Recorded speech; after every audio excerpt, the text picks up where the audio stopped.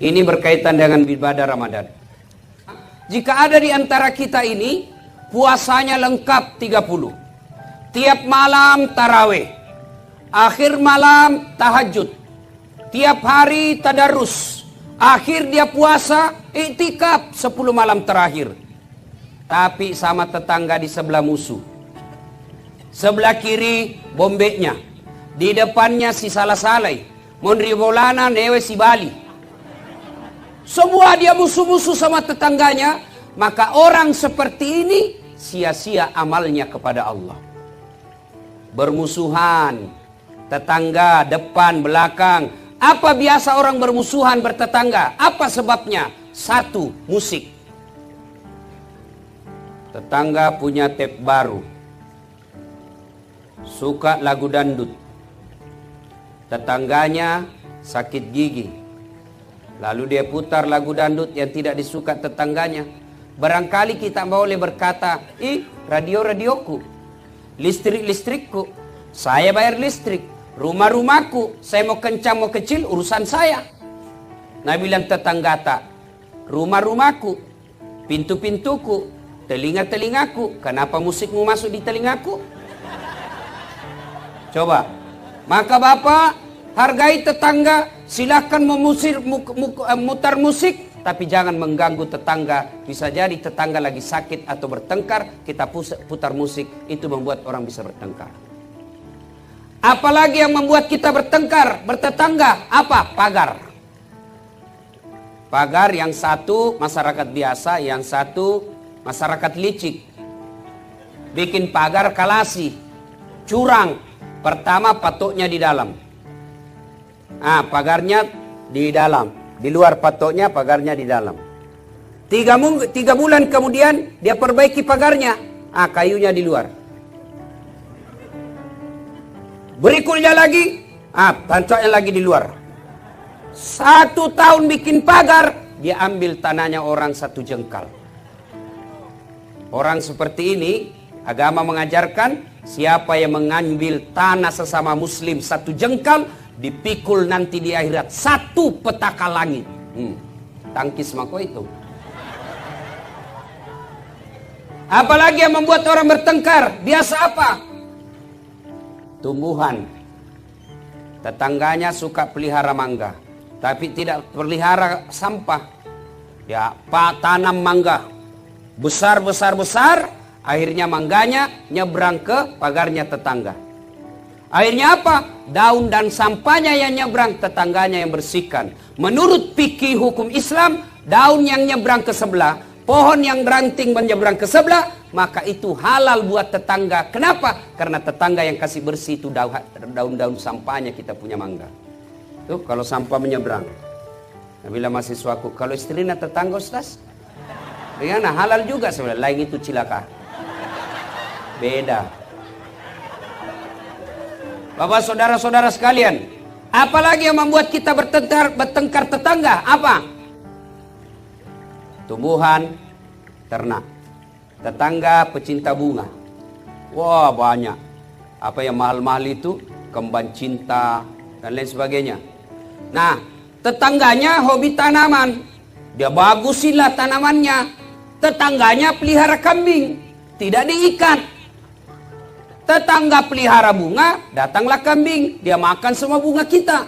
Bertengkarlah kita. Maka silakan pelihara burung, pelihara peternakan, tapi jangan sampai lalai akhirnya menyerobot tanaman tetangga. Apalagi yang kadang-kala membuat kita bermusuhan dengan tetangga, apa? Anak. Anak kita nakal, anak sebelah sabar. Bertengkar, orang tua ikut campur.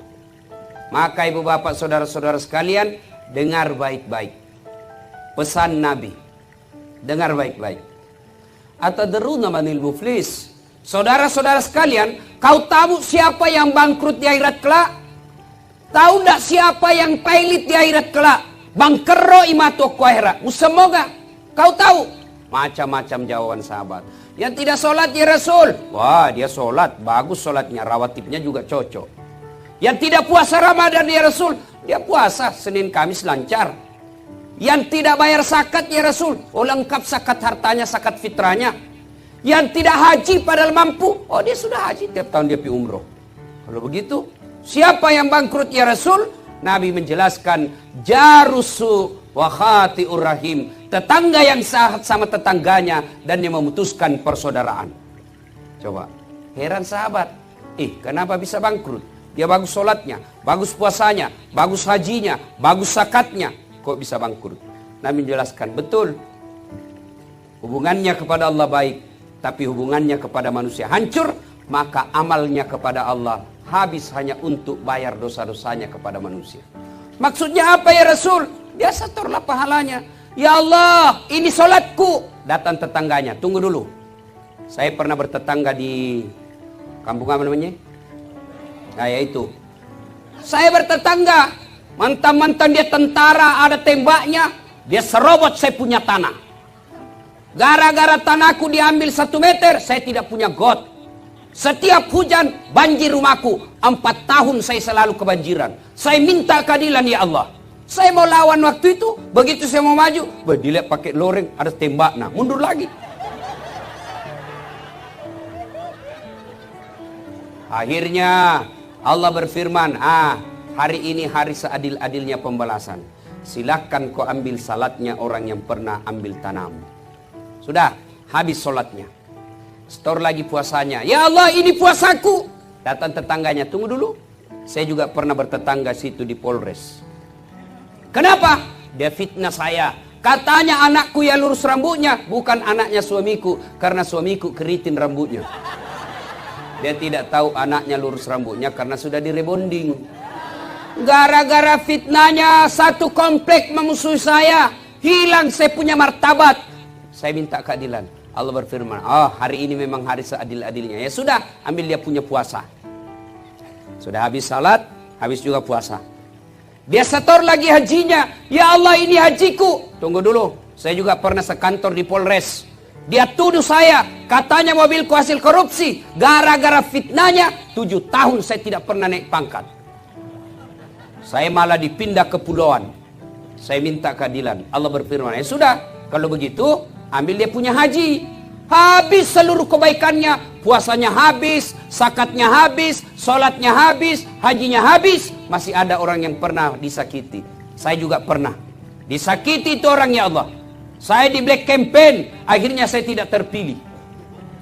Saya difitnah kiri kanan, saya habis uang, tidak ada yang pilih saya gara-gara fitnahnya. Nah sekarang saya minta keadilan. Lalu dia bilang yang tadi banyak amalnya, peko ni carana puang. Bagaimana lagi caranya? Sudah habis amalku. Allah berfirman, sini adil, biar sebeliji sarah ada balasannya. Apalagi Allah, habis amalku, apa saya mau bayar? Allah berfirman, kalau begitu ambil dosanya orang yang pernah kusakiti. Nauzubillah min dzalik. Maka akhir Ramadan kita rayakan biasa selesai Idul Fitri. Tradisi orang Indonesia ada yang disebut halal bihalal. Kita saling menghalalkan. Sakit hatiku Ustaz, nafitnah kak, maafkan saja, biar Allah yang balas. Kalau Allah yang balas Pak, bukan cuma dimutasi, susah hidupnya. Kalau kita balas, oke, lapor ke polisi, damai di polisi, atur damai, selesai. Tapi kalau Allah yang balas, sudah, tidak usah kita nak kasih ginjal, nak kasih mencret saja 2 minggu. Apa, masih bisa kita sosialisasi kalau mencret-mencret lagi. Ustaz saja tidak bisa ceramah kalau sudah mencret-mencret. Begitu baru 10 menit mau keluar, tidak bisa lagi Pak ditahan. Coba, putus persaudaraan, hancur amal ibadah. Maka Ramadan hadir mempersaudarakan kita. Saya perjalanan tadi dari Donggala, saya singgah di satu masjid, lalu saya sampaikan selesai maghrib, saya ceramah, sampaikan inilah nikmatnya Islam.